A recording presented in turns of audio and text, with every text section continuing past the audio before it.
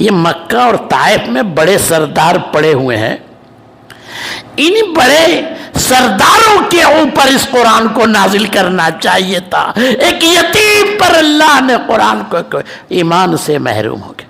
اور یہی معاملہ تھا عبداللہ بن ابی کا، جو منافق ہی نہیں، منافقوں کا سردار تھا جی۔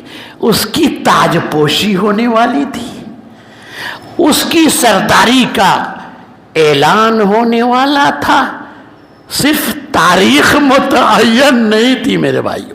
اتنے میں سردار دو جہاں احمد مجتبیٰ محمد مصطفیٰ صلی اللہ علیہ وسلم تشریف لے آئے۔ پس عبداللہ بن ابی کی سرداری کھٹائی میں پڑ گئی، اور یہ عبداللہ بن